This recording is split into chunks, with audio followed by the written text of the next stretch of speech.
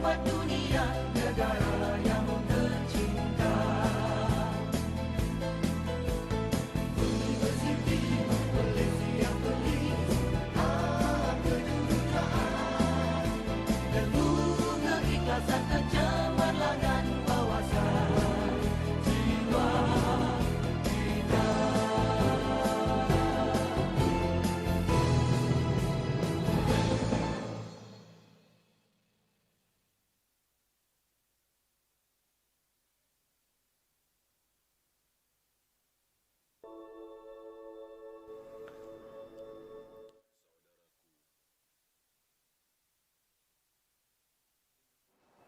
Assalamualaikum warahmatullahi wabarakatuh. Selamat bertemu kembali, selamat berpuasa untuk semua penonton-penonton anda yang sedang bersama dengan kami untuk program Bicara Minda. Baiklah, terima kasih kepada tuan-tuan dan puan-puan yang sedang menonton kami ketika ini di ruang Facebook unit latihan Unimed. Terima kasih banyak-banyak kerana memilih saluran ini, dan juga terima kasih kepada yang menonton melalui YouTube Unimed TV Online. Baiklah, saya ucapkan selamat berpuasa sekali kepada semua. Semoga ibadah puasa kita pada tahun ini akan menjadi suatu ibadah yang lebih baik daripada tahun-tahun yang sebelumnya. Jadi hari ini bersama kembali dengan saya untuk program Bicara Minda, sebuah program yang kita akan rungkai topik-topik yang menarik sepanjang tahun ini insya-Allah. Dan hari ini kita bersiaran secara langsung daripada Jabatan Pendaftar Bangunan Chancellery Kampus Unimed Paut Putra. Dan apa tajuk yang kita akan rungkai hari ini? Siapakah panel yang akan bersama dengan kita? Kita saksikan dahulu bingkisan video yang telah pun disediakan.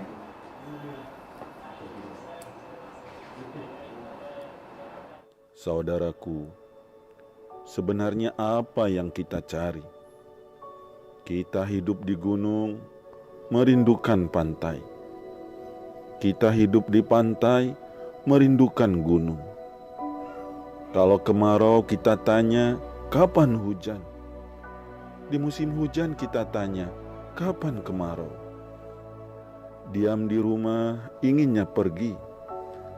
Setelah pergi, inginnya ke rumah. Waktu tenang, ingin cari keramaian. Waktu ramai, ingin cari ketenangan.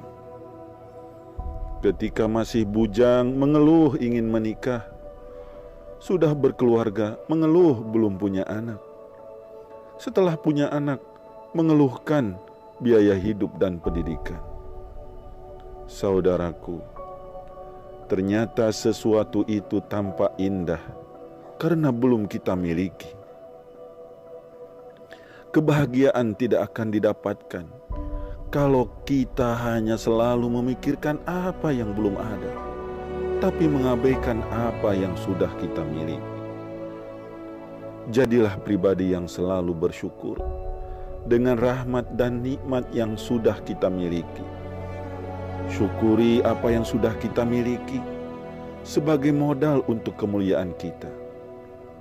Karena hidup adalah waktu yang dipinjamkan, dan harta adalah amanah yang dipercayakan, yang nantinya semua itu akan dimintai pertanggungjawaban.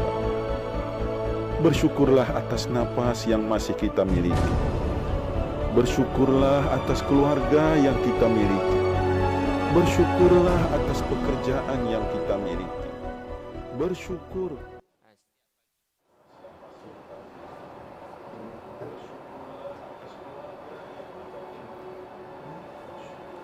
Okey, itu dia rangkuman video bingkisan sebagai permulaan untuk program Bicara Minda pada kali ini, mencari keberkatan dalam pekerjaan. Nampak satu tajuk yang cukup rapat dengan kita sebagai pekerja, bagaimana kita nak mendapatkan keberkatan dalam rezeki yang kita terima. Jadi saya nak hai dulu ramai ni sahabat-sahabat kita yang sedang menonton kita di ruang Facebook ini latihan. Salam Ramadan, salam Ramadan. Terima kasih kerana bersiaran bersama dengan kami.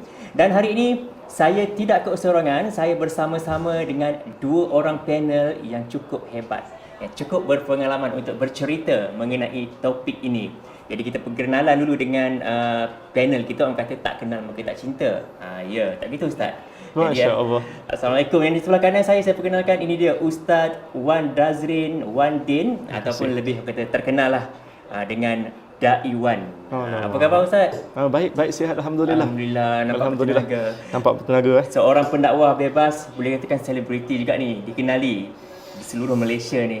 Tapi yang paling penting kalau penduduk langit mengenali kita, itu lagi menjadi keutamaan saya. Alhamdulillah, lagilah kita harapkan begitu kan.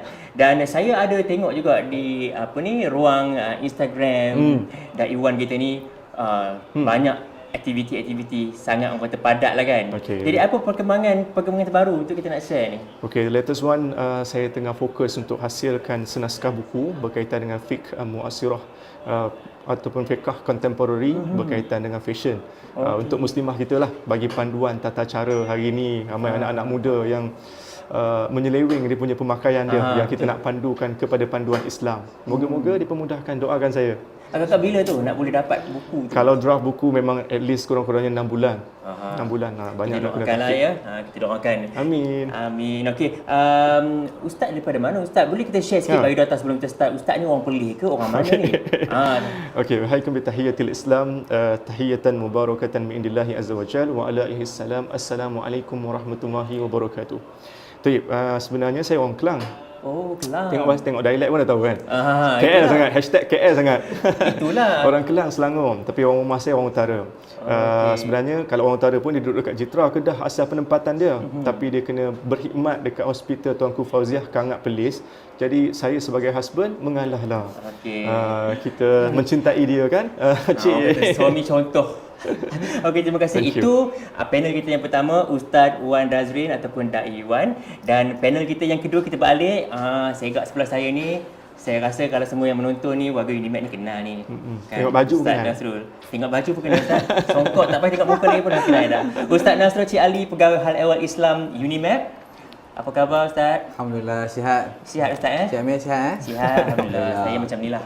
Okey, Ustaz, macam mana perkembangan aktiviti sepanjang Ramadan ni? Tengok banyak ni aktiviti ni Kalau ikut tahun ini, kita di Pusat Islam dan Pembangunan Insan merancang lebih kurang lah plus minus 20 program lah. Banyak. Meliputi untuk pelajar dan juga untuk staf insya-Allah. Dan kita kalau boleh kita nak komitmen lah daripada semua peringkat daripada bawah hingga ke atasan untuk sama-sama kita meriahkan Ramadan Al-Mubarak kita pada kali ini insya-Allah. InsyaAllah kita sama-sama lah orang kata bagi orang kata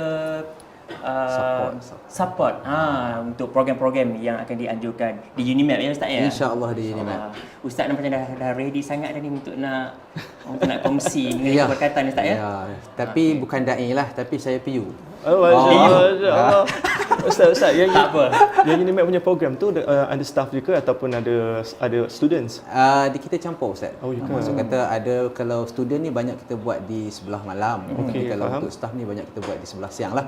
Mana kita raikan kedua-duanya insya-Allah. Dan apa yang menarik di Unimap ni kita ni meraikan kaum yang bukan muslim juga. Maksud kata mungkin ada yang kita buat buka puasa apa semua kita join, kita ajak rakan-rakan yang bukan muslim sekali. Menarik. Universiti perpaduan yang orang kata. Terbaik. Mungkin lepas ni Dai Wan pun boleh sama-sama tengok dengan program-program daripada Unimap kan. InsyaAllah. Okey. Begini, program bicara minda kita seperti biasa hari ini kita ada 3 segmen ataupun 3 round lah orang panggil Ustaz. Macam wrestling sikit. Ada 3 round. Round 1, round 2, round 3. Yes. Dia macam ni. Saya serenda awal. Tak boleh. Tak boleh, Macam ni. Round pertama tu insya-Allah kita akan tanya soalan yang beginner dululah. Yang biasa-biasa dulu. Ada level soalan. Round 2 kita pergi ke intermediate sikit. Okey. Dah masuk ke round yang ketiga tu kita bagi yang advance lah. Advance yang lah. ni tapi saya pastilah orang kata panel kat sebelah saya ni Saya ingatkan ekstrim ni. Boleh ubah soalan ke kalau saya tengok keadaan nanti macam kalau soalan saya termasuk soalan-soalan yang lain saya akan tanya kat spontan. Tapi Ustaz tengok power dah, tak ada salah ni. kita redha je Ustaz Wan. Kita langgar je Ustaz. Kita langgar. Okey. Dan juga kita insya-Allah kita akan cuba jengah-jengah di Facebook Unit Altihan. Mungkin ada soalan-soalan daripada penonton-penonton kita, boleh ajukan soalan kepada kami. Baik, kita nak ke soalan yang pertama bersama dengan tuan rumah dulu. Kita bagi Ustaz. Sila. Tuan rumah kita dulu. Baik, insya-Allah. Begini, bila kita bercakap mengenai keberkatan dalam mencari rezeki dalam pekerjaan kita ni, apa sebenarnya takrif asas keberkatan mencari rezeki ni dari sudut pandangan agama Islam? Mungkin Ustaz boleh bagi pandangan? Okey, terima kasih. Moderator Amir merupakan senior saya juga yang saya hormati. Seterusnya rakan panelis Dai Wan. Saya rasa rendah, rasa bawah tapi kita cuba insya-Allah untuk sama-sama gani buku pada hari ini. Para penonton warga Unimap yang dirahmati Allah Subhanahu Wa Taala sekalian, bila kita sebut tentang berkat ini, satu benda yang kita dah rasa berkat ini satu kalimah yang dah memang sebati dengan orang Islam ataupun orang Melayu kita. Contoh kadang-kadang kita tengok ada di TV orang sebut Kak Baraka Alif Tanun, keberkatan kan, yang saya rasa pernah keluar dalam TV saya rasa kan. Dunia baru kan, Kak Baraka Alif Tanun, keberkatan. Tapi daripada mana datangnya keberkatan ini? Jadi para penonton yang dirahmati Allah, keberkatan sebenarnya bukanlah bahasa asal daripada bahasa Melayu kita, tetapi keberkatan ini berasal daripada kalimah Arab itu sendiri. Bahkan mungkin boleh kita sebutkan bahawa keberkatan ini disebutkan berulang-ulang kali di dalam Al-Quranul Karim. Contoh, ada kalimah yang disebut baraka, ada kalimah yang disebut tabaraka, ada kalimah yang disebut mubarak. Sehingga kan pada malam Al-Quran itu diturunkan sendiri, dinamakan dengan Lailatul Mubarakah. Sehingga kan contohnya Al-Quran itu sendiri disebut sebagai kitabun mubarak, kitab yang mulia, yang berkat. Dan contohnya Masjidil Haram, tempat-tempat yang mulia di sisi Islam disebut barakna haulahu, tempat-tempat yang begitu mulia. Jadi sebelum kita nak masuk lebih lanjut, izinkan saya moderator untuk saya nak huraikan soalan yang tadi, iaitu berkaitan dengan definisi ataupun takrif keberkatan itu sendiri. Daripada segi bahasa, keberkatan ini mungkin kita boleh sebutkan bertambah ataupun berkembang. Dan daripada segi istilah, saya ambil petikan ataupun kalam daripada Imam An-Nawawi. Beliau mengatakan bahawa barakah ialah satu kebaikan yang melimpah ruah secara berterusan. Jadi mungkin boleh saya simpulkan di sini, kebaikan yang Allah bagi kepada hamba-Nya walaupun sedikit tetapi berterusan. Sedikit tetapi berterusan, itu yang kita nak dalam hidup kita. Jadi para penonton yang dirahmati Allah, berkah ini adalah satu benda yang perlu kita cari. Satu benda yang perlu kita cari. Contohnya kita ambil yang paling basic, kita memberi salam. Kalau kita tengok kita beri salam, ada orang bagi salam Assalamualaikum. Macam orang Palih bahasa kampung, Assalamualaikum. Jumpa kawan-kawan kan di PFI 2, di Surau Pah Putra kan, di bangunan Chancellery, tak kisahlah di Pondok Pak Gad dan sebagainya, kita bagi Assalamualaikum. Tetapi sebenarnya seeloknya kita ni disunatkan untuk memberi salam dengan kalam yang penuh. Betul. Assalamualaikum warahmatullahi wabarakatuh. Kerana di hujung tu ada satu doa, diberikan keberkatan kepada orang yang kita memberi salam. Itu contoh yang paling mudah. Contoh yang kedua kita ambil ketika mana kita makan. Kan kita menyebut doa Allahumma barik lana fi ma razaqtana. Kan kita ajak anak-anak kita untuk baca doa makan. Kita baca dak doa makan. Kan makan di warung teh baca dak doa makan. Kan Cik Amir baca dak doa makan? Anak-anak kalau saya baca, tapi kalau anak baca sekali dengan maksud. Okey, alhamdulillah, itu yang terbaik. Kalau Pak baca? Kalau Pak baca tu tak ada maksud. Kadang-kadang baca hati. Baca dalam hati. Okey, alhamdulillah. Kadang-kadang bismillah aja. Yang penting kita baca. Yang penting kita baca, betul. Jadi kita ambil contoh yang kedua tadi berkaitan dengan makan, kita mendoakan agar makanan kita itu berkat. Kan? Walaupun kita makan roti canai, kita tahu bahawa roti canai ini penuh dengan kolesterol. Kan? Kita makan durian, penuh dengan benda-benda yang orang kata mengurangkan zat untuk badan kita. Tetapi dengan berkat yang kita doa kepada Allah SWT, kita sihat. Kan? Kita tengok contoh moderator kita Amir. Makanlah apapun tetap segak. Sebab berkatnya doa makan yang dia baca bersama dengan anaknya itu. Kan? Terima kasih Ustaz. Seterusnya kita tengok pula ada pula golongan yang kedua, kontrol makan tak sanggah, makan hak nu tak boleh kan. Makan hak ni tak boleh. Contoh macam baru-baru ni saya ada join lah time trial race daripada Nakawan Cycling Club. Ada kawan saya ni, tak mau saya sebut lah, seorang staff Unimap juga. Malam-malam kena makan sayur saja. Allah dia punya coach dia ataupun sifu dia minta dia untuk kontrol makan. Tapi apa natijahnya? Natijahnya macam mana? Kita ambil, bukanlah nak kata tak bagus, tapi ada juga kita tengok orang yang terlalu kontrol makan, mai juga sakit stroke sebagainya. Sebab apa? Mungkin di sana adanya benda-benda yang tidak berkat. Contoh, kita tengok pula macam baru-baru ni sebelum kita menyambut bulan Ramadan, macam di Perlis ni Dak Iwan, banyak kenuri-kenuri kahwin. Macam banyak kenuri-kenuri kahwin ni, sepatutnya kita sebagai kalau orang yang menziarahi kenuri kahwin, apa benda sunat yang kita buat? Seharusnya bagi kita orang yang menziarahi kenuri kahwin, kita baca doa untuk mereka, kita mendoakan mereka. Kan? Barakallahu laka wa baraka alayka wa jama'a bainakuma fil khair. Kan?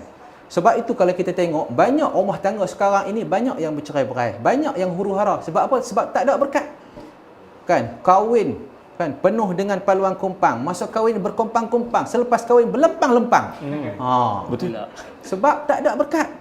Jadi seeloknya bagi kita kalau nak wujudkan keberkatan, kita pergi ziarah orang, tak kisahlah kita kahwin ke, orang kahwin ke, kita baca doa bagi berkat. Kita sendiri mendoakan kan. Ya, insya-Allah. Dan insya-Allah sebagai yang terakhir bagi segmen ataupun pusingan yang terawal ini, saya nak huraikan 3 konsep berkat ini ataupun melalui 3 medium yang utama. Yang pertama melalui medium masa. Kerana kadang-kadang keberkatan ini melalui masa. Masa contohnya masa yang macam mana? Waktu ketika hujan. Sebenarnya waktu hujan ni waktu yang adalah berkat doa kita. Yang kedua, berkaitan dengan bulan Ramadan. Allah hidupkan malam yang dinamakan malam Lailatul Qadar. Malam yang begitu berkat jika kita bangun malam di sepertiga malam untuk membangunkan ataupun kita beribadah kepada Allah Subhanahu Wa Taala. Kalau mampu, buatlah baca Al-Quran, solat tahajud dan sebagainya. Kalau kurang mampu, bangun sekadar berzikir dan sebagainya. Kalau habis-habis lekeh, bangun, celikkan mata, ingat kebaikan-kebaikan yang Allah ataupun nikmat-nikmat yang Allah beri kepada kita. Dan yang ketiga, keberkatan masa yang ingin saya sebutkan kat sini adalah ketika mana kita solat sebelum kita memberikan salam di tahiyatul akhir. Adalah waktu yang mana mustajab ataupun berkat doa. Jadi itu yang pertama. Yang kedua, berkaitan dengan tempat. Keberkatan berkaitan dengan tempat. Kalau kita tengok ada tempat-tempat yang memang Allah janjikan, tempat-tempat yang berkat. Contoh kita ambil tempat berkat. Yang paling utama yang memang kita nak pergi, Daiwan, kita nak pergi ke Masjidil Haram di Mekah Al-Mukarramah. Betul. Encik Amir dah pernah pergi ke bumi Mekah ke macam mana ke belum? Belum lagi, doakanlah saya insya-Allah. dapat menjaga kaki. InsyaAllah kita doakan semoga Amir dapat bersama-sama. Kalau nak pergi dengan saya setiap hujung tahun pun boleh insya-Allah. Alamak, baru nak offer dengan saya. Ustaz dah masuk dulu.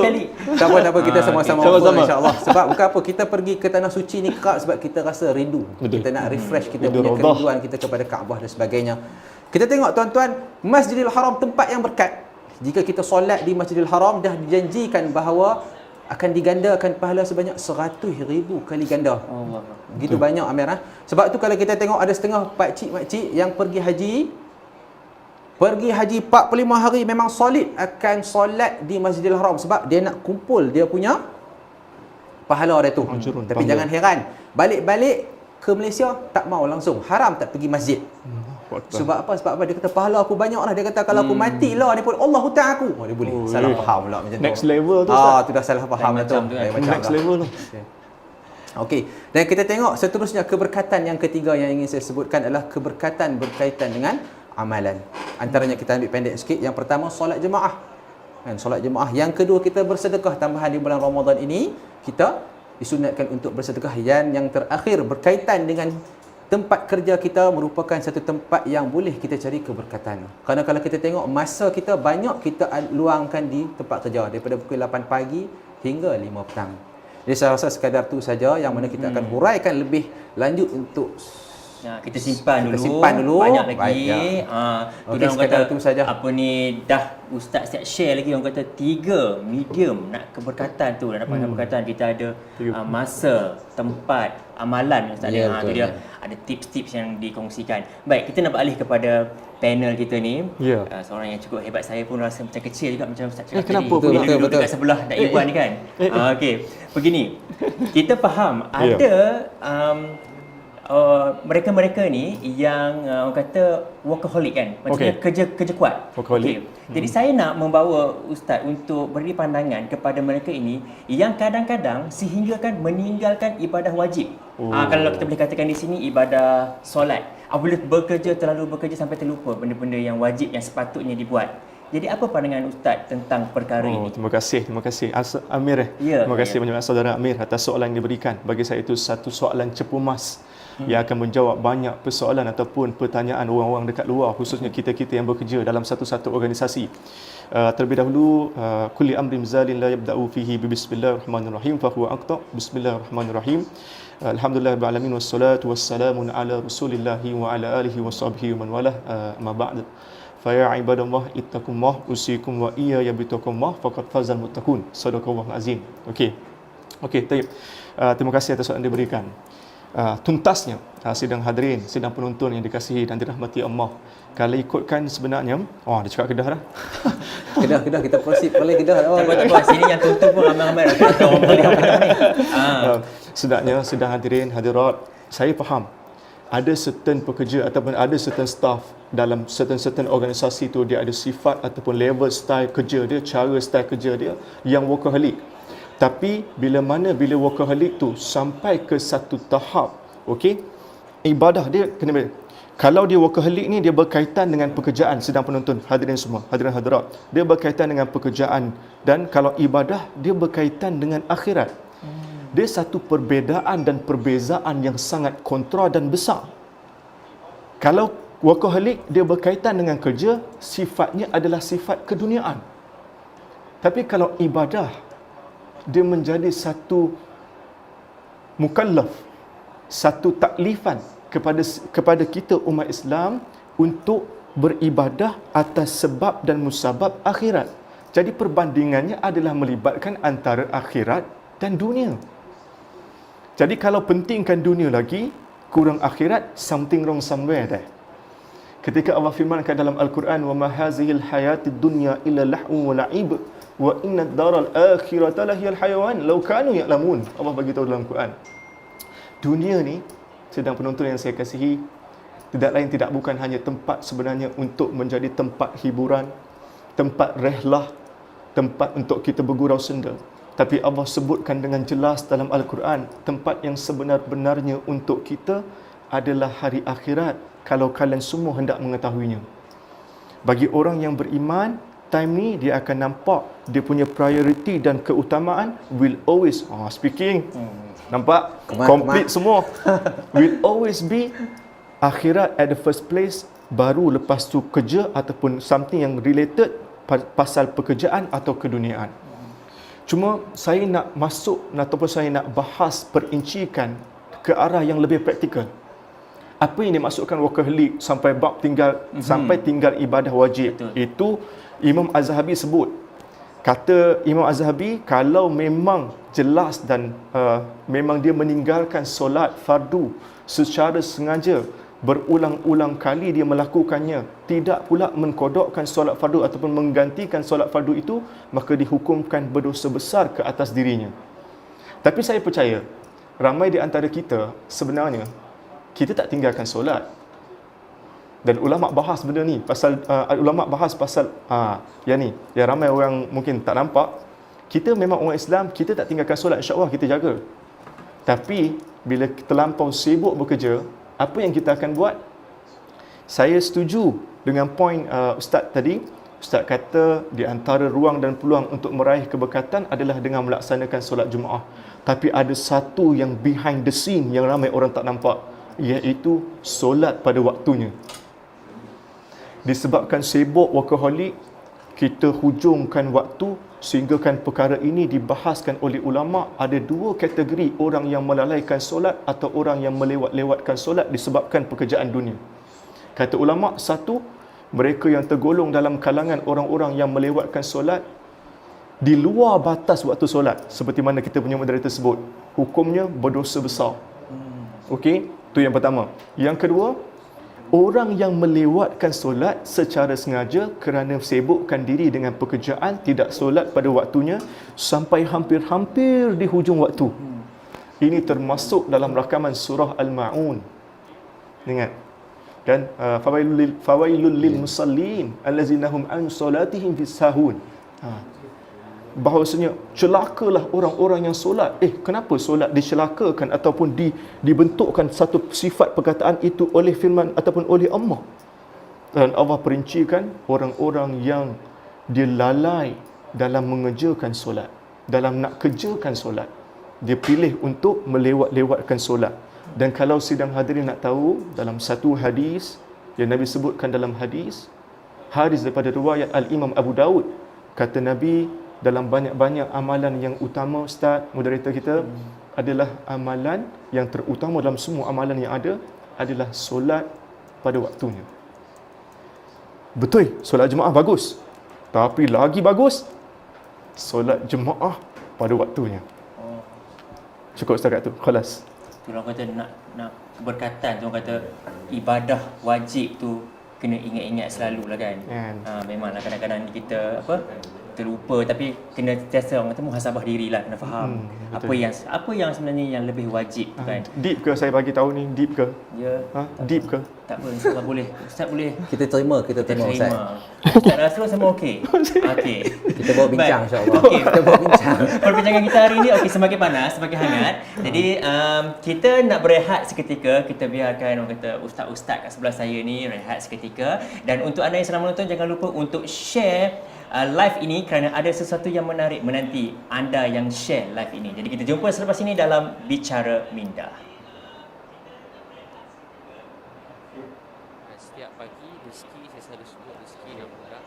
Nabi SAW ajar dalam hadis banyak diceritakan, setiap pagi baca subhanallah wa bihamdihi subhanallahil azim. Subhanallah wa bihamdihi subhanallahil azim 100 kali. Subhanallah wa bihamdihi subhanallahil azim. Maha suci Allah, segala puji milik dia. Baik milik dia, kaya milik dia, rezeki milik dia, dunia, langit bumi milik dia, bulan bintang milik dia, rezeki dalam bumi milik dia, rezeki daripada langit milik dia. Allah hendaki dalam Quran kata, kalau kaum beriman beramal soleh, Allah buka keberkatan langit dan Allah buka keberkatan bumi. Maksudnya Allah boleh beri rezeki yang tak sangka-sangka. Allah boleh beri rezeki yang tak sangka-sangka. Untuk tu baca subhanallah wa bihamdihi subhanallahil azim. Beri masa duduk sekejap baca dalam kereta nak pergi office, nak pergi pejabat, dan sampai kita nak berusaha, dalam kereta baca subhanallah wa bihamdihi subhanallahil azim. Ada tasbih dalam kereta supaya bukan apa, tasbih tu nak bagi ingat kita. Kalau tak ada tasbih, sesedar dah berbual, sesedar dah pegang handphone, sesedar dah buat benda lain, pegang tasbih subhanallah wa bihamdihi subhanallahil azim. Dalam hati yakin bahawa Allah yang bagi rezeki. Alright, kembali bersama dengan kami untuk program Bicara Minda 2021 hari ini. Kita bersiaran secara langsung daripada Jabatan Pendaftar Bangunan Chancellery Kampus UNIMED Kuala Putra bersama dengan panel kita hari ini, Dai Wan dan juga Ustaz Nasrul ataupun PU Nasrul. Bolehlah macam-macam mana pun kan. Doa ke mana tahu. Orang kata dimakbulkan nanti dah jadi PU Nasrul. Amin. Ramai juga sahabat-sahabat kita yang menonton kita di ruang Facebook ni, ramai yang mengucapkan salam Ramadan. Terima kasih kepada ada yang daripada jauh pun ada juga Ustaz. Daripada Kuala Lumpur, sebab kita UNIMED ni ada UNIMED di Kuala Lumpur dan juga ada UNIMED di Kulim. Okey. Jadi mereka pun sedang menonton. Terima kasih banyak-banyak. Terima kasih. Alhamdulillah. Jadi kalau nak bertanya soalan, bolehlah bertanyakan di ruang Facebook unit latihan ya. Okey, baik. Kita nak ke yang ni segmen kedua ni, orang kata dia naik level up satu level sikit. Tadi kita dah mukadimah kan. Okey. Segmen kedua ni kita bagi situasi. Okey, situasi ni saya nak bagi kepada Dai Wan dulu, Ustaz Wan dulu. Ya. Dia macam ni. Okey, kita faham sekarang ni negara kita bukan negara kita saja, satu dunia sebenarnya dicengkam dengan satu cabaran wabak yang cukup dahsyat sekarang ni yang kita kena lalui. Nak tak nak kita kena lalui benda ni. Wabak COVID-19 ni. Jadi benda ini telah mengakibatkan corak kehidupan kita ataupun corak kerja kita berubah. Saya boleh katakan mungkin ada yang berubah 180 darjah ataupun mungkin ada yang berubah 360. Totally berubah. Jadi mungkin yang sebelum ni bekerja di pejabat, tetapi apabila berlakunya wabak ini memerlukan mereka untuk bekerja di rumah. Mengambil pendekatan untuk bekerja daripada rumah. Jadi sekarang ni kita katakan rata-rata yang bekerja di rumah ini, orang kata 8 jam itu perlulah. Kalau di office 8 pagi sampai pukul 5 petang kena bekerja. Jadi bila ada kat rumah pun time yang samalah sepatutnya membuat tugasan-tugasan yang diberikan. Tapi kita faham Ustaz, bila duduk kat rumah ni kadang-kadang anak menangis nak kena pergi tengok. Kadang-kadang nak kena pergi masak. Saya faham ada kerja rumah nak kena buat lagi. Banyak benda-benda yang akan menimpa bila kita ada kat rumah ni. Berbeza dengan kita duduk kat pejabat.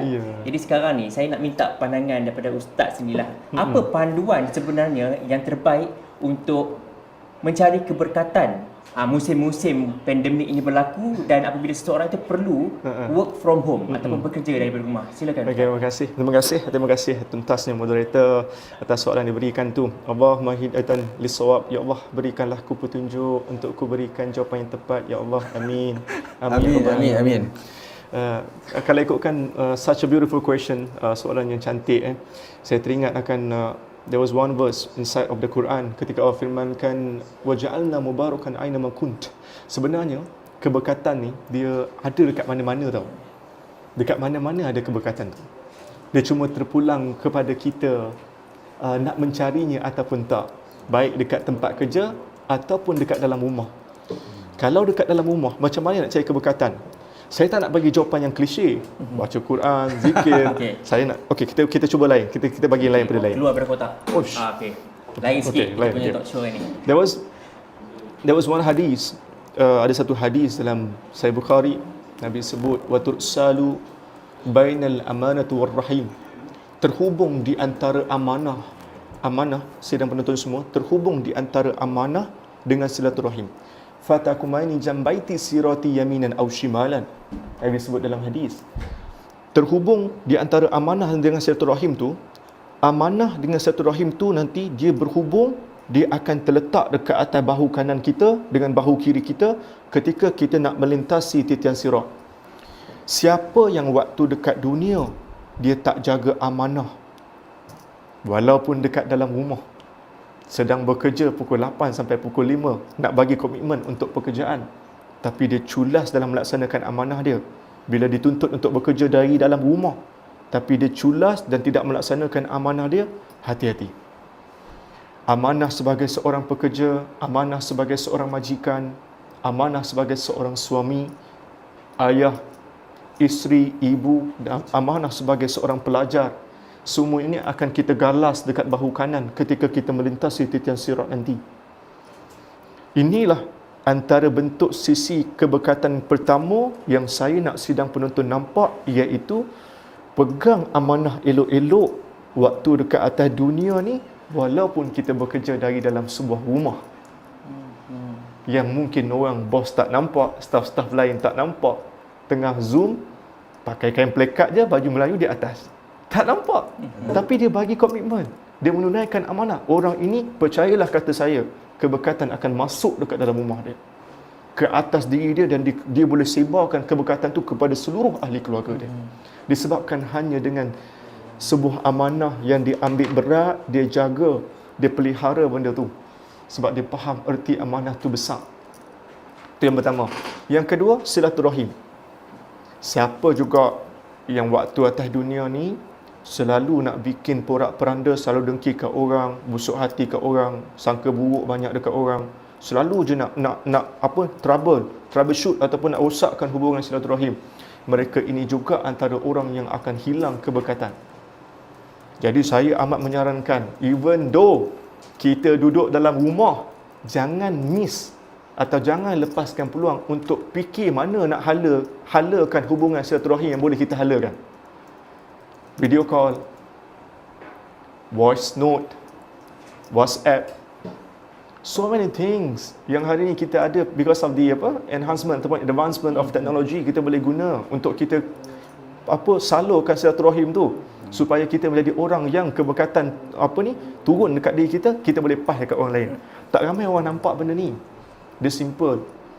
Video call ibu, keberkatan. Video call ayah, keberkatan.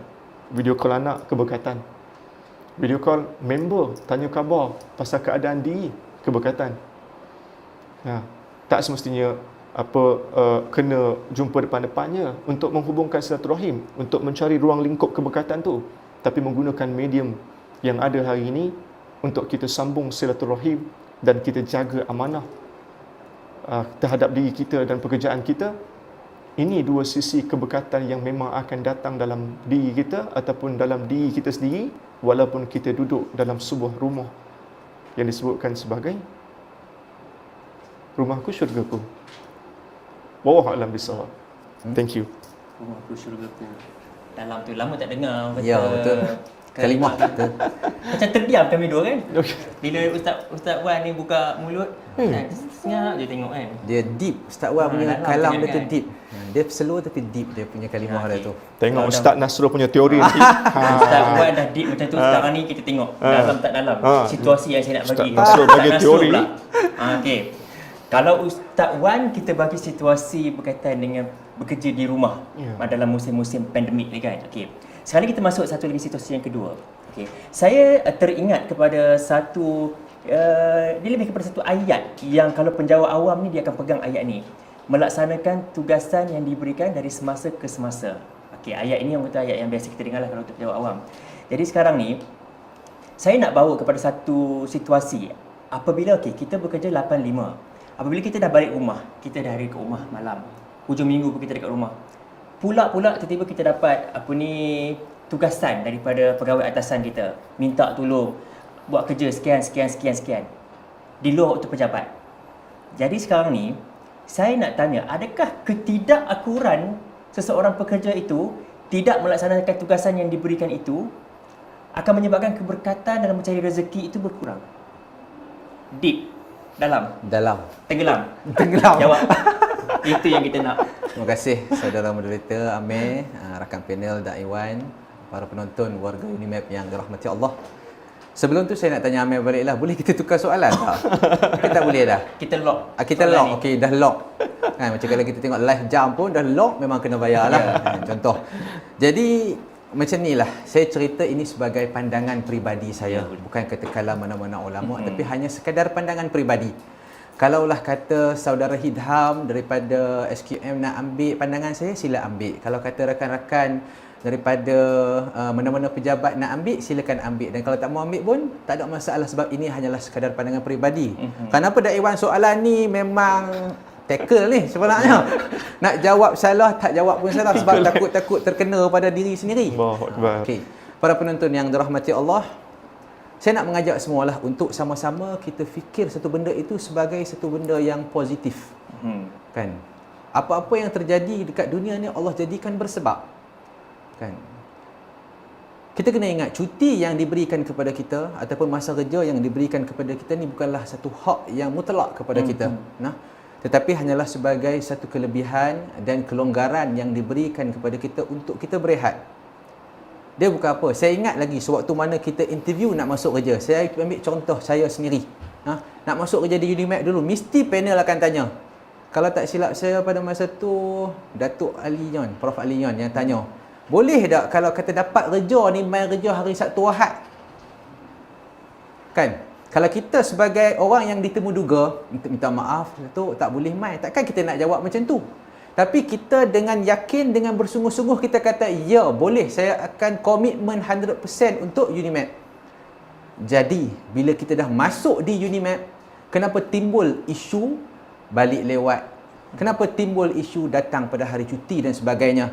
Jadi saya nak ajak rakan-rakan sekalian, terutamanya yang sudah lama bekerja di Unimap, untuk kita sama-sama refresh balik. Kenapa dan macam mana kita boleh masuk di Unimap? Adakah kita lupa janji-janji kita sewaktu mana kita temu duga dulu? Boleh macam tu? Ada lagi, tak habis lagi, ada lagi. Sebab kita kena ingat contoh. Saya nak anggap satu benda yang Allah bagi ni sebagai satu bonus. Bonus yang macam mana? Kita ambil satu contoh. Macam tadi saudara Amir sebut, kita kena berada di office ataupun berada di rumah ketika mana work from home daripada jam 8 pagi ke 5 petang. Dia total overall 9 jam. Tolak waktu rehat 1 jam. Kan? Betul? Kalau salah, tolong betulkan. Betul, Ustaz. Betul nah? Saya matematik tak apa cakap, tapi A+ lah dulu ni. Okey, sebab tu kita cakap dalam bab bisnes-bisnes ni. Okey, para penonton yang dirahmati Allah. Kita dibayar gaji untuk kerja 9 jam. Kan? Tolak waktu rehat lah, kita kata 8 jam. Tapi adakah kita boleh yakin bahawa 8 jam dan 9 jam itu kita perfect kerja? Jadi kalau kata yang rezeki kita tadi ataupun gaji kita tadi 3,000, sebenarnya dah ada dah yang lopong-lopong. Keberkatan tu dah keluar dah sikit. Tapi kita tak rasa. Sebab apa tak rasa, Amir? Tak Iwan? Sebab hujung bulan gaji masuk. Jabatan Bendahari on time dia buat masuk gaji. Tak rasa. Kita tak rasa gaji tu kurang sebab kita duk masuk gaji tu tiap-tiap bulan.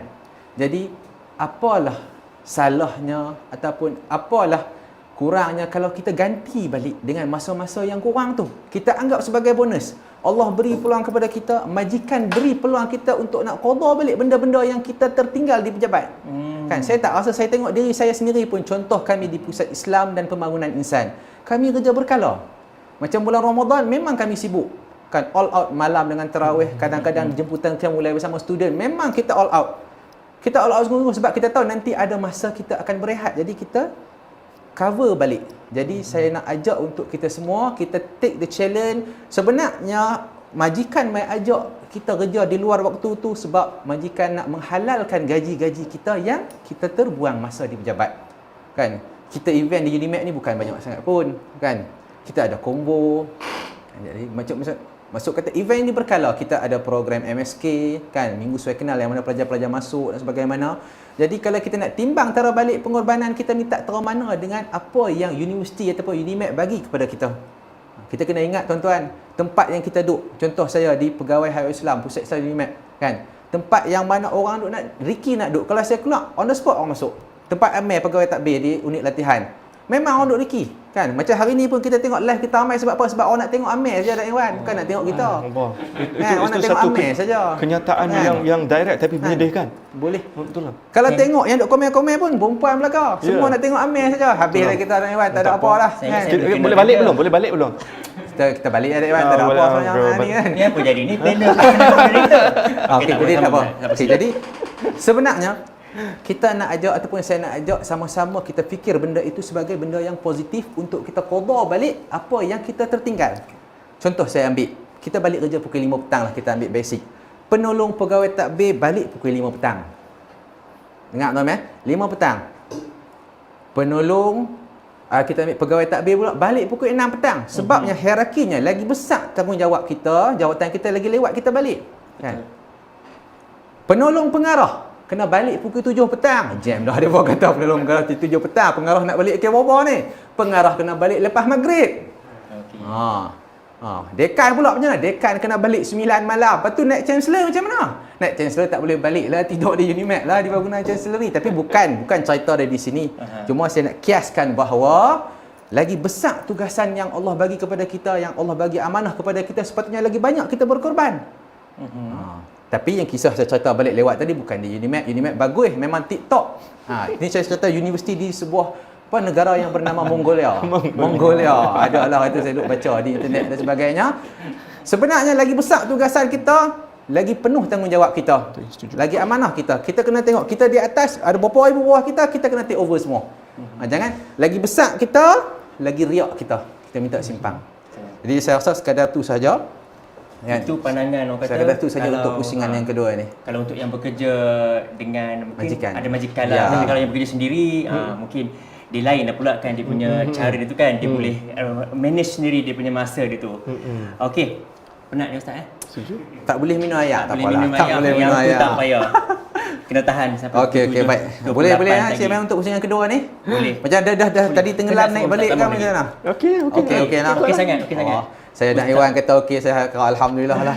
Okey baiklah penonton. Jadi terima kasih. Kita akan berehat seketika, tapi sekali lagi saya nak sentiasa mengingatkan untuk anda yang sedang menonton untuk share live ini sebab kita ada sesuatu yang menarik selepas ini kerana kita ada quiz. Quiz. Bukan tengok-tengok saja. Hadiah apa tu Cik Mai? Hadiah kita hari ini tajaan daripada dia set Ramadan daripada tajaan Fitri Gadget dan juga unit latihan Unimed.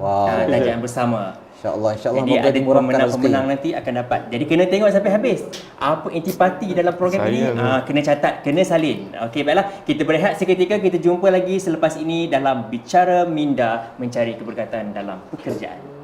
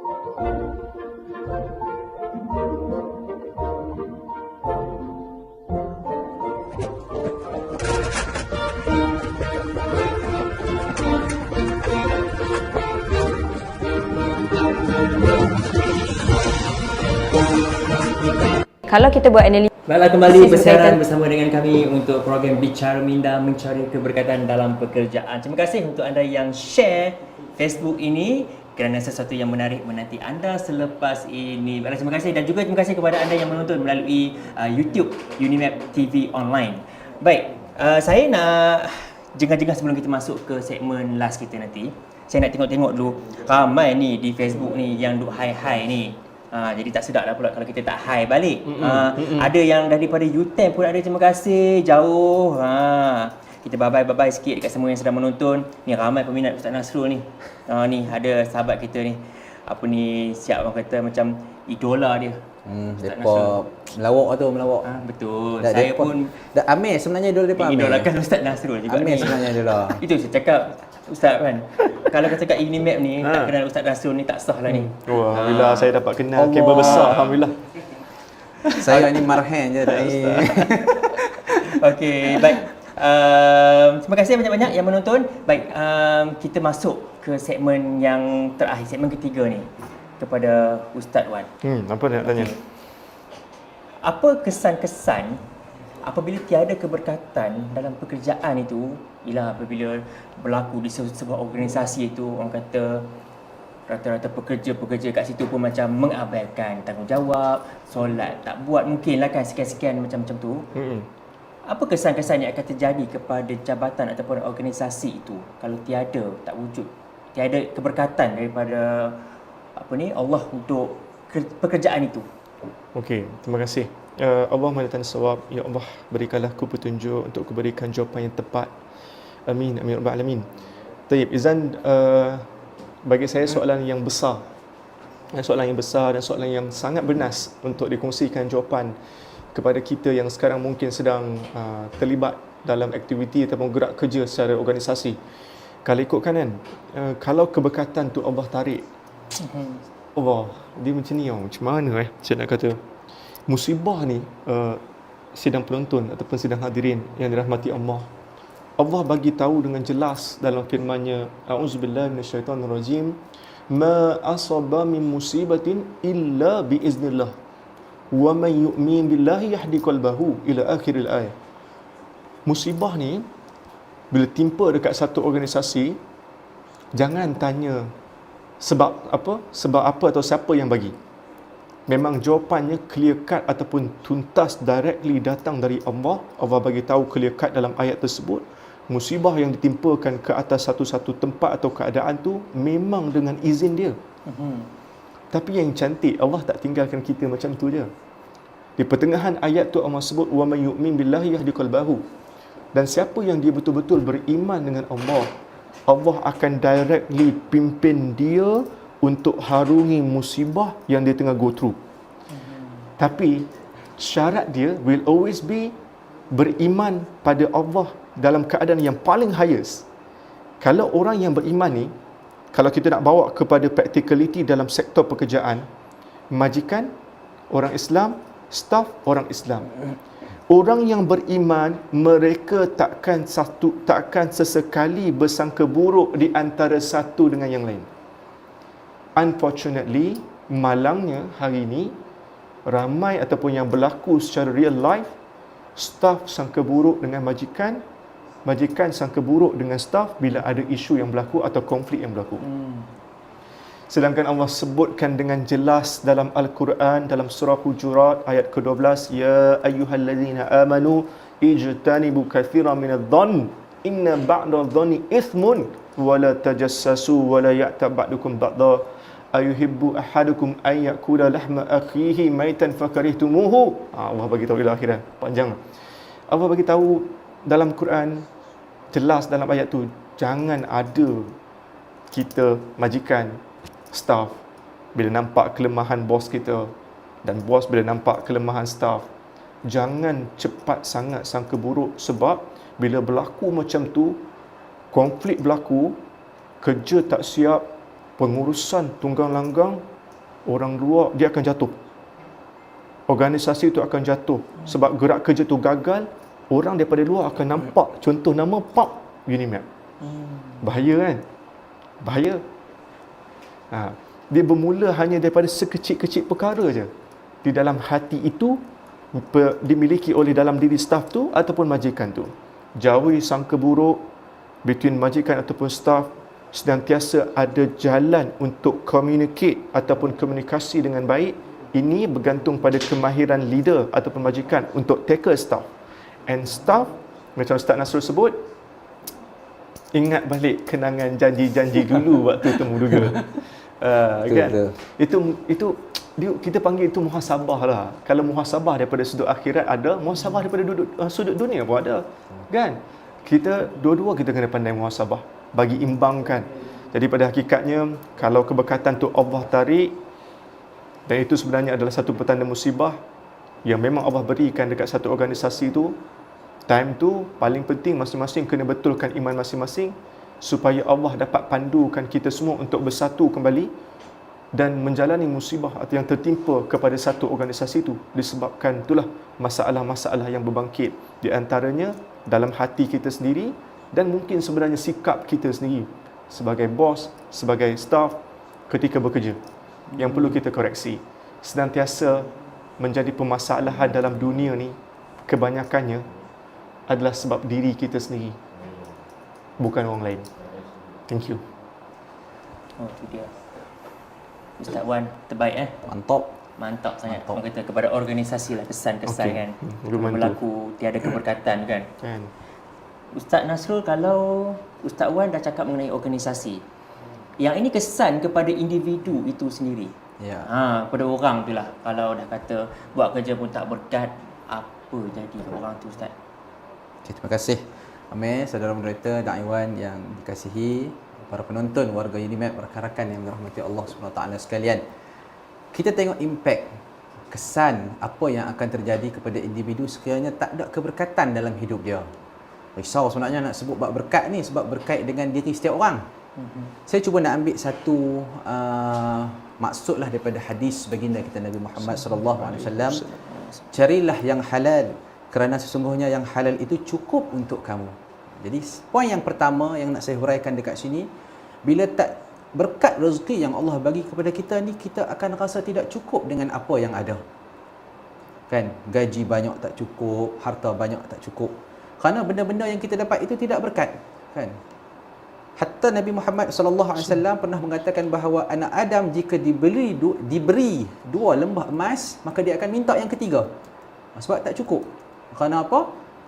Dapat rezeki ataupun punca pendapatan daripada yang tidak halal. Na'udzubillah lah kalau kita buat kerja-kerja luar yang mana benda-benda ini boleh mudarat kepada kita. Mudarat ni saya sebut terang lah. Contoh kita jual macam di Perlis ni, jual ayak biok, jual ayak ketum. Yang lebih-lebih teruk lagi kita menjerumus ke arah ganja, syabu dan sebagainya. Bila benda-benda yang masuk dalam keluarga kita ini, yang berpunca daripada kita, contoh kami sebagai suami, masuk dalam keluarga, bila tak cukup, apa yang akan jadi? Kan? Dia akan rasa tak cukup. Gaji banyaklah rasa tak cukup. Masuk lagi gaji banyak, rasa tak cukup. Sebab apa? Sebab datang daripada rezeki yang tidak berkat. Sebab itu kita biasa sebut 5, ingat 5 sebelum 5. Kita selalu kata, muda sebelum tua, lapang sebelum sempit, sihat sebelum sakit, hidup sebelum mati, kaya sebelum miskin. Saya nak perbetulkan, sebenarnya kaya bukan versus miskin. Sebenarnya kaya versus cukup. Kita tengok ada orang kaya, kan? Kita jumpa orang, Allah pakcik tak apa ada duit lah, asal macam miskin sangat. Berapa pakcik dalam akaun? Ada 1 juta. Allah mahu kita ni 1 juta ni banyak dah. Sebab apa? Sebab dia biasa rasa ada 10 juta, tiba-tiba duit tinggal 1 juta, rasa tak cukup. Kita jumpa juga pakcik-pakcik di masjid. Macam mana pakcik kehidupan? Okey, kalau rasa cukup duit? Cukup pakcik. Duit ada banyak mana? Ada RM5 apa minum kopi, dia kata. Dalam bank ada banyak mana? Ada RM1,000. RM1,000 yang Allah bagi kepada dia dengan RM5 yang ada di tangan, dia rasa cukup sebab dia dapat benda itu berkat. Jadi kita kena ingat, kita cuba pusing diri kita, kita muhasabah diri kita. Sebenarnya Allah bagi kepada kita ni bukan untuk kita kaya, tapi untuk mencukupkan apa yang tidak lengkap dalam hidup kita. Kalau kata RM1,000, cukuplah dengan RM1,000. Belanjalah dengan cara RM1,000. Kan? Kalau kata RM5,000, belanjalah dengan cara RM5,000. Kan? Kita tengok ada satu kisah ni, seorang perempuan. Kan?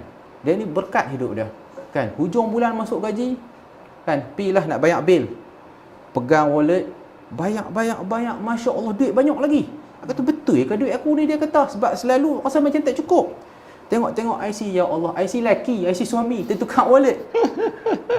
Suami pula kata jam keren, dia kata apanya berkat lah tu, ni selingan saja, ni selingan, tertukar wallet, dia kata. Dan plot twist pula.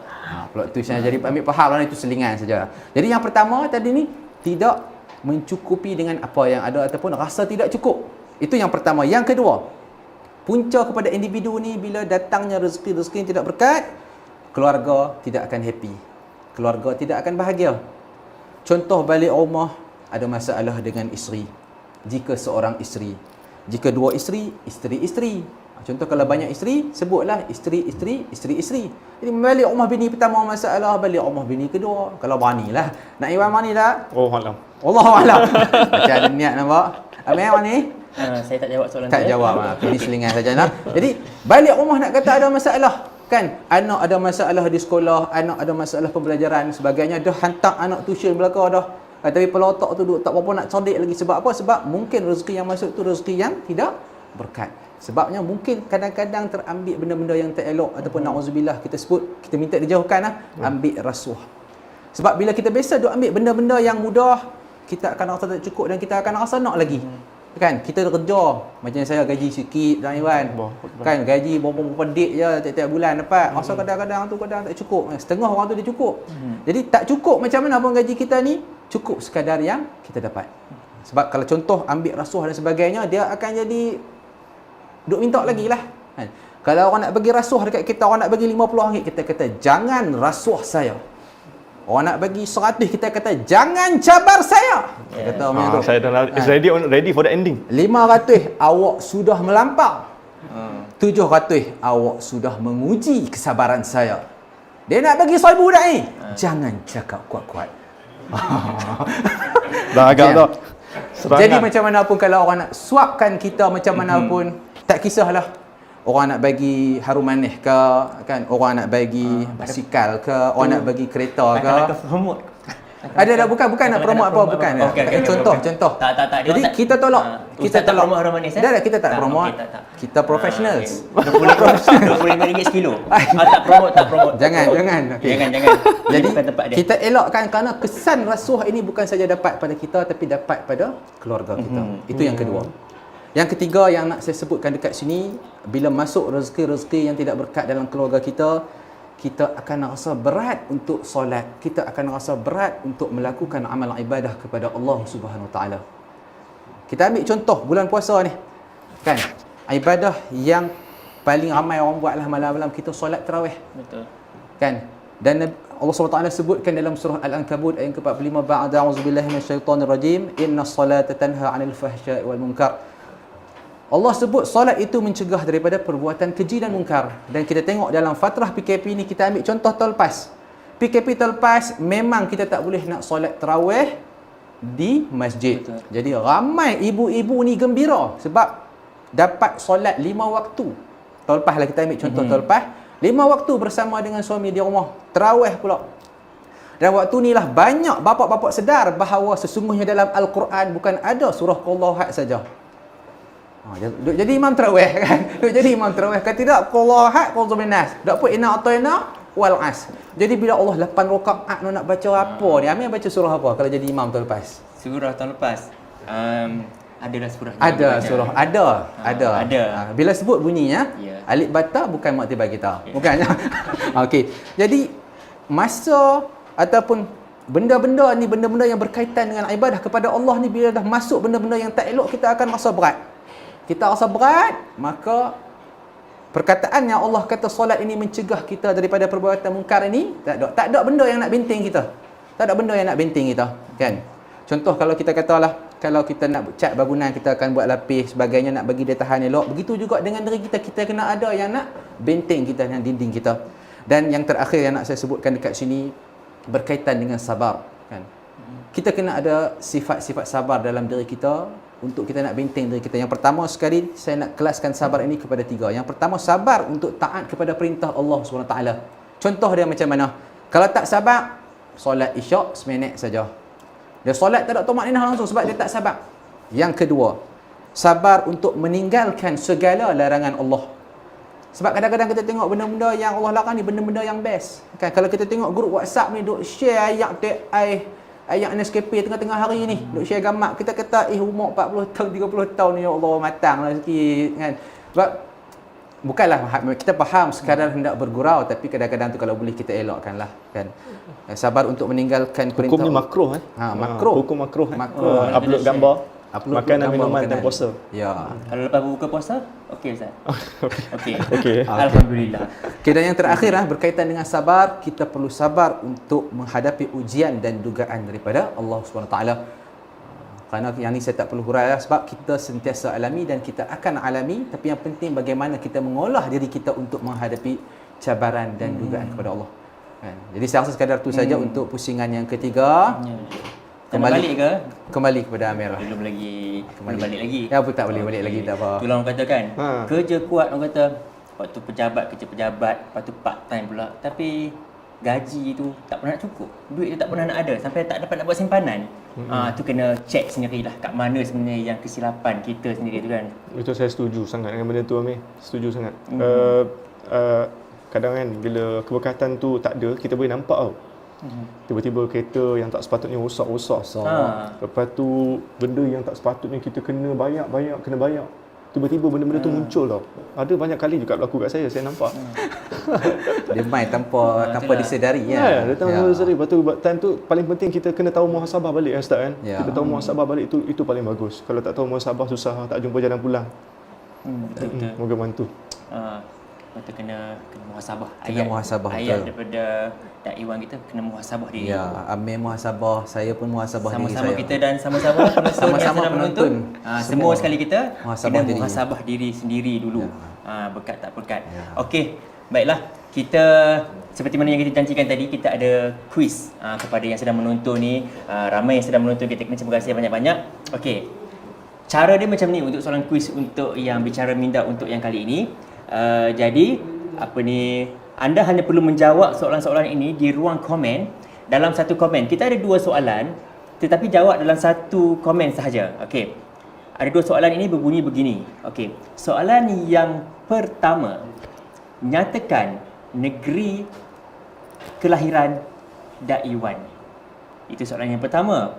Soalan yang kedua, nyatakan semula 3 medium berkat yang mana yang Ustaz idola kita ni sampaikan di awal tadi. 3 medium berkat. Itu 2 soalan yang anda perlu jawab dan anda akan mendapat hadiah yang kami sediakan ditaja oleh Fitri Gadget dan unit latihan Unimap.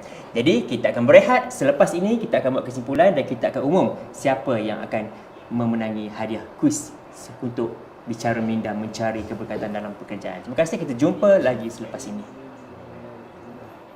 Kalau kita buat analisis berkaitan sebab kenapa staff tu decide untuk berhenti daripada satu-satu company itu, one of the reason adalah disebabkan dia tak selesa dengan culture dekat company itu. So bagi saya, culture ni adalah satu benda yang sangat penting, which it might retain ataupun membuatkan staff tu resign daripada company itu. So dalam video ni saya nak share beberapa culture yang kurang elok which kita perlu elakkan sepanjang kita bekerja dekat satu-satu company. Yang pertama adalah having people yang ada toxic attitude. Contohnya macam yang suka membawang. Bila you masuk kerja, you keep on bercerita pasal orang lain.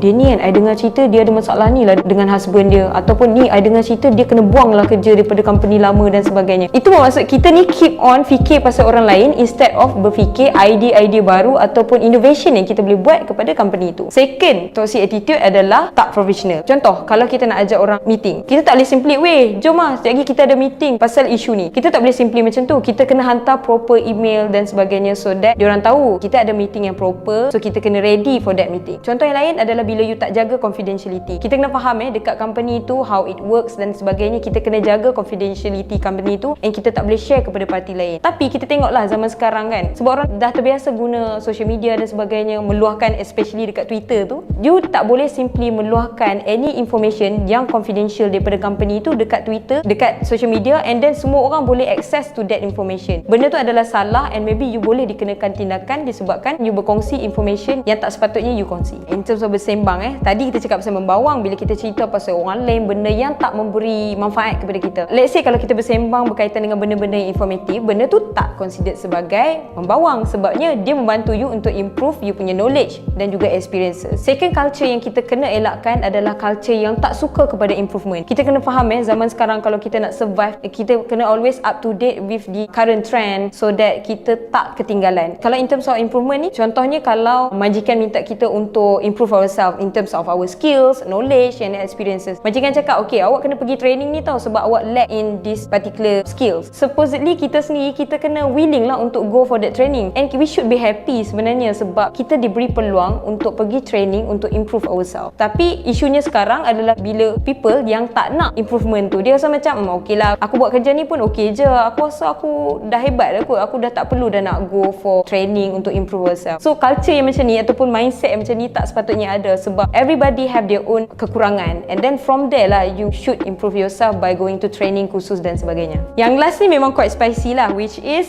kita nak cakap pasal politik dekat tempat kerja. Of course, selalunya I would say dekat mana-mana company pun selalunya memang akan adalah isu politik dekat company ni. Tak kisahlah company tu kecil ataupun company besar. Contoh politik company ni yang mana seseorang tu dia rasa macam dia nak dapatkan personal gain, yang mana dia nak maybe nak naik pangkat ke, dia nak being recognized by other people. So dari situ maybe dia cuba untuk ambil idea orang lain and dia propose kepada top management sebagai contoh kan. And then dia cakap idea tu comes from his own self. Contoh lain, let's say you nak being promoted to a higher position. You try untuk build your own circle of friends yang would support you so that you dapat promotion walaupun you tak semestinya capable ataupun competent for that position yet.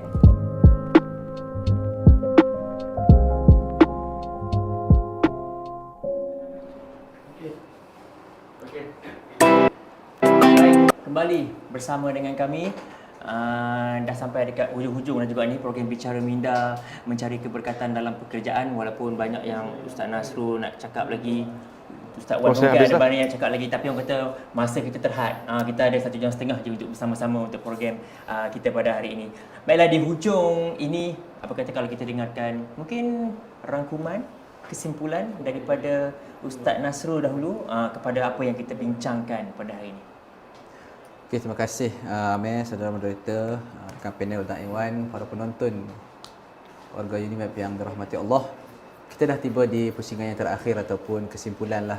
Jadi di sini saya ingin mengajak seluruh penonton untuk sama-sama, boleh saya kaitkan dengan Ramadan juga kan Amir? Boleh, tak ada Boleh, masalah.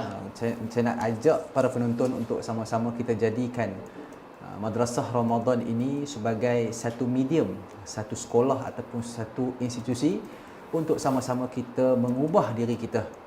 Kita cek balik sebelum kita masuk Ramadan hari itu, kalau kita boleh bagi rating atau kita boleh bagi markah kepada diri kita, berapa markah kita? Mungkin ada akan remark 70 markah, 80 markah, 90 markah dan sebagainya. Dan bila kita masuk Ramadan, dah beberapa hari dan sehingga ke 30 Ramadan nanti, saya nak ajak rakan-rakan para penonton yang dirahmati Allah untuk kita upskan markah kita. Kita masuk dengan 7, biar kita keluar dengan 90. Kita masuk dengan 90, biar kita keluar dengan 100%. Sebab Ramadan ini merupakan satu medium, satu tarbiyah yang Allah nak beri kepada umat Nabi Muhammad sallallahu alaihi wasallam, sehingga kan umat Nabi lain begitu jealous, begitu cemburu dengan kelebihan-kelebihan yang ada pada bulan Ramadan. Dan berkaitan dengan tajuk kita pada hari ini, berkaitan dengan berkat. Seperti mana yang kita tahu, berkat ini kadang-kadang kita tak boleh nilai, tetapi kita boleh rasa. Dan izinkan saya Amir untuk saya baca, saya tak sure lah nak panggil pantun ke syair ke yang telah saya nukilkan di malam hari tadi. Karya sendiri, karangan Peter Sagan. Okay, silakan. Berkat ini tidak dapat diukur dengan mata kasar, tetapi dapat dirasa. Berkat tidak dapat diukur pada kuantiti harta, tapi terletak pada kualiti jiwa. Dengan barakah, kita akan perolehi ketenangan di samping kesenangan. Menerusi berkat, sedikit mencukupi, banyak boleh dibahagi dan dikongsi. Melalui keberkatan dalam kerja, kita akan rasa kepuasan tugasan. Malah bukan sahaja lebih daripada itu, kemanisan beribadah.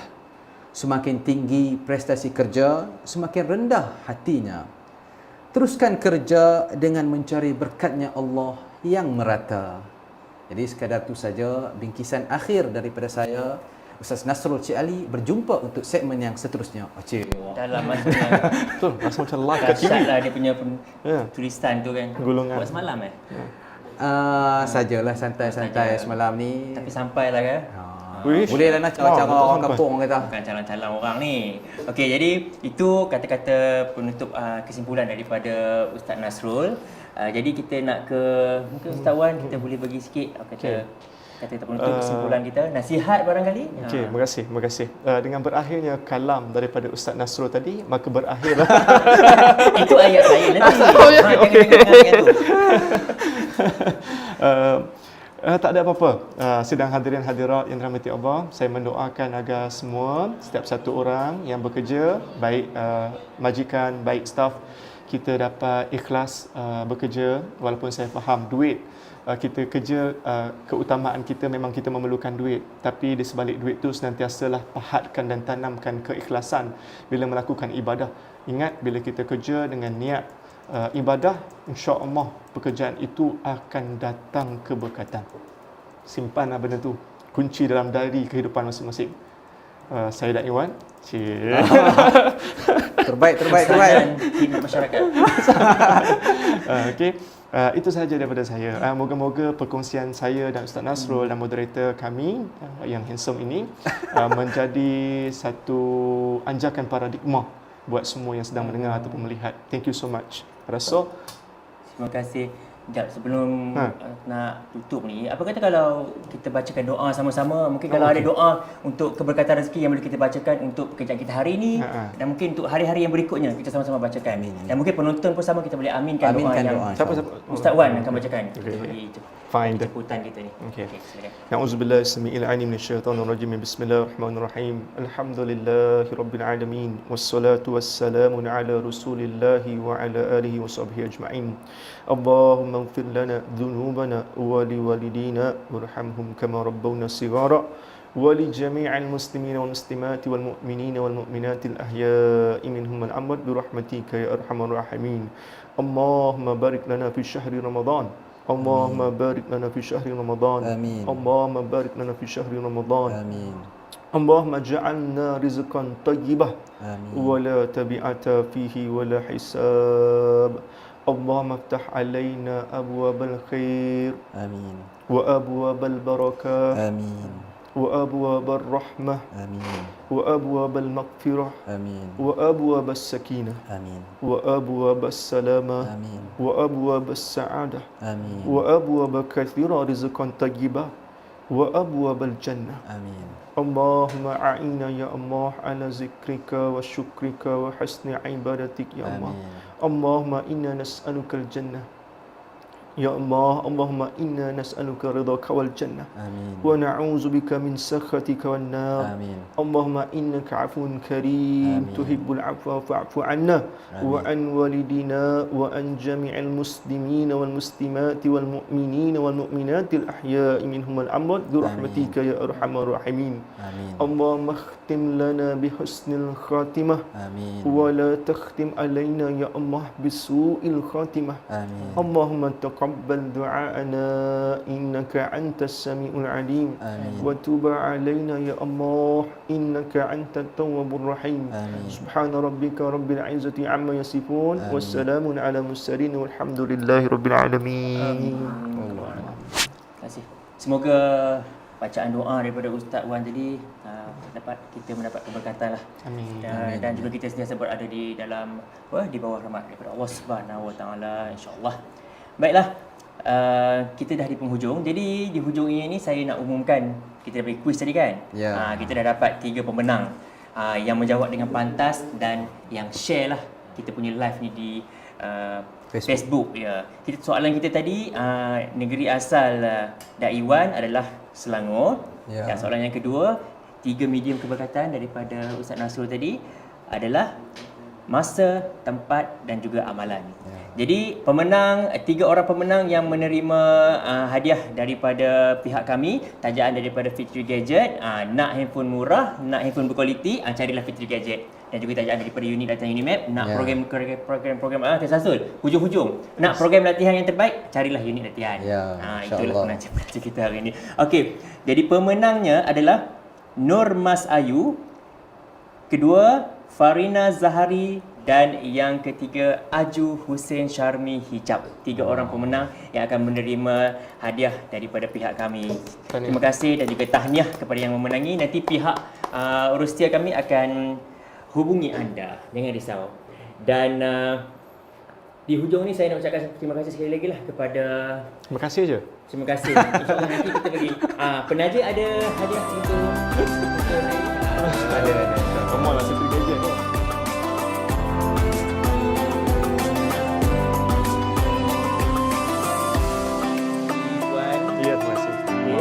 Kerana menerima undangan daripada kami dalam kesibukan. Sempat sampai ya. Alhamdulillah. Kami dipermudahkan Kita risau juga tak dapat nak sama-sama dengan Datuk Iwan ni.